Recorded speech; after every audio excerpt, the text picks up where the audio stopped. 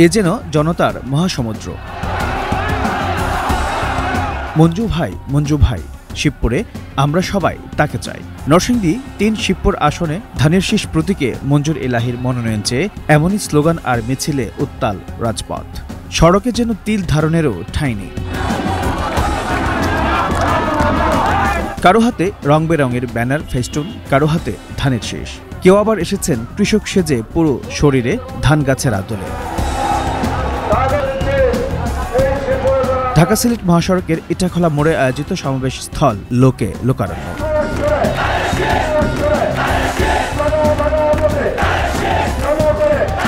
নরসিংদী ৩ শিবপুর আসনে বিএনপি থেকে মঞ্জুর এলাহীর মনোনয়নের দাবিতে এই বিশাল জনসমাবেশ। এমনই বাঁধ ভাঙা উচ্ছ্বাস আর নিঃস্বার্থ ভালোবাসা জনতার নেতা শুধু মঞ্জুর এলাহীর জন্যই, যা কখনো টাকা দিয়ে কেনা সম্ভব নয়।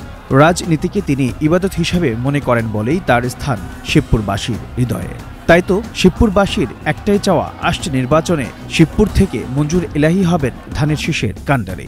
আমাদের নেতা জনাব মঞ্জুর এলাহী সাহেব, উনি নরসিংদী জেলার ভিতরে যতগুলি মামলা হয়েছে প্রত্যেকটা মামলা দেখাশোনা উনি নিয়েছেন দায়িত্ব, এবং প্রতি বাড়িতে যে পরিবারটা কীভাবে চলাফেরা করবো ওই জন্য উনি মোটা অঙ্কের একটা অনুদান দিয়েছেন। অতএব মঞ্জুর এলাহীর বিকল্প এই শিবপুরে আমি দেখি না। মঞ্জুর ভাই পাশের থানাতে মুসলুদ্দিবিহার বাইরের লগে দাঁড়াইয়া ৩৩,০০০ বেশি বেবুদে ভাস করছে। লোকমান সাহেবের বউল দাঁড়াইয়া ২৯,০০০ বলে ভাস করছে।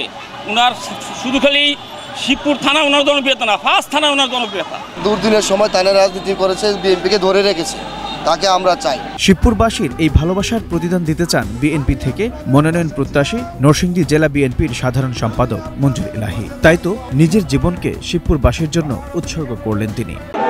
আমার জীবন মরণ এই শিবপুর মাটি ও মানুষের জন্য আমার জীবনকে আমি উৎসর্গ করেছি। যতদিন বেঁচে আছি, যতদিন বেঁচে থাকবো, শিবপুরের মাটি ও মানুষের কাছ থেকে আমাকে কেউ আলাদা করতে পারবে না, আলাদা হতে দেব না। আমি আপনাদের পাশে ছিলাম, আমি আপনাদের পাশে থাকবো আমরণ। আপনাদেরকে ছেড়ে একদিনের জন্য কোথাও লুকিয়েছিলাম, আমি আপনাদের পাশে 1 ঘন্টার জন্য কোথাও কিন্তু যাইনি, আপনাদের পাশে ছিলাম, আমরণ আপনাদের পাশে থাকবো ইনশাআল্লাহ। শিবপুর উপজেলায় 35টা মামলা হয়েছে, এই 35টা মামলায় 1000-এরও বেশি আসামি। আজকে 8 বছর যাবত আমি কি আপনাদের এই মামলাগুলি দেখভাল করছি না? আপনাদের বাড়ি বাড়ি খোঁজখবর নেই নাই? আপনাদেরকে জেলখানা থেকে বের করার সহযোগিতা করে নাই? আমি আপনাদেরকে বলেছিলাম আমার নেতা জনাব তারেক রহমান সাহেব এই শিবপুরের নেতৃবৃন্দকে দেখার জন্য দায়িত্ব দিয়েছেন। যে যখন যেভাবে তাকে চেয়েছেন তিনিও ঠিক সেভাবেই মানুষের বিপদে পাশে থেকেছেন, বাড়িয়ে দিয়েছেন সহযোগিতার হাত। তাই তো শিবপুরবাসীও প্রস্তুত তার প্রতিদান দিতে। নরসিংদী উপজেলায় নির্বাচন করে পাশ করছে, ভালো না হইলে তো আর নরসিংদীর হেরাও চাইছে না। নিজস্ব সিট তো এটাই ওনার সবসময় পাওয়া যায়, আপনি যে কোনো সমস্যায় যাইবেন এই আদেশটা ওনার কাছে আছে। আমরা চাই যে তারেক রহমান এবং বেগম খালেদা যাতে মঞ্জুর এলাহী সাহেবের নমিনেশন দেয় এবং বিপুল বোর্ডে মঞ্জুর এলাহী সাহেব ধানের শীষ মার্কালিয়া ইনশাল্লাহ পার্লামেন্টে যাবে। 2018 সালের নির্বাচনে মঞ্জুর এলাহীকে বিএনপি থেকে মনোনয়ন দেওয়া হয়েছিল।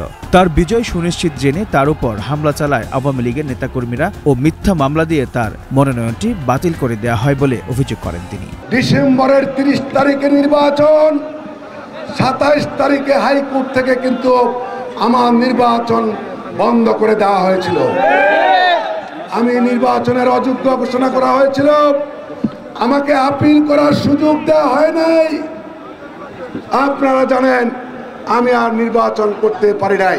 18 সালের নির্বাচনে আপনারা যখন আমার সাথে নির্বাচনী প্রচারণায় নেমেছিলেন, সেই দুলালপুরের ঘটনা, আমাদের প্রচারণার মাঝখানে হঠাৎ করে আওয়ামী সন্ত্রাসী বাহিনী এসে আমাদের 22টা গাড়ি ভেঙেছে, 40টা মোটরসাইকেল ভেঙেছে, আমাদেরকে গুলি করেছে,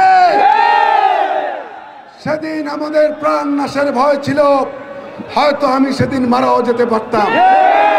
দ্বিতীয়বার শিবপুর সেই বাঁশবাজার দিমান মার্কেটে দ্বিতীয়বার কিন্তু আমার উপর গুলি হয়েছে। আল্লাহর রহমতে আমি বেঁচে গিয়েছি। সেদিন হয়তো আমার প্রাণ নাশের হুমকি ছিল, সেদিনও কিন্তু আমি মারা যেতে পারতাম। যাই হোক, আমাদেরকে দাবিয়ে রাখতে পারে নাই। আমরা পুলিশের সহযোগিতা চাচ্ছি, কিন্তু সেদিন পুলিশ আমাকে গ্রেফতার করতে আসে। এই ছিল আমাদের নির্বাচনী প্রচারণার অবস্থা। এলাকাবাসীর একটাই চাওয়া 2018 নির্বাচনের মতো শিবপুর থেকে মঞ্জুর এলাহীর হাতে যেন তুলে দেওয়া হয় ধানের শীষ প্রতীকটি। HM নাহিয়ান, বৈশাখী সংবাদ।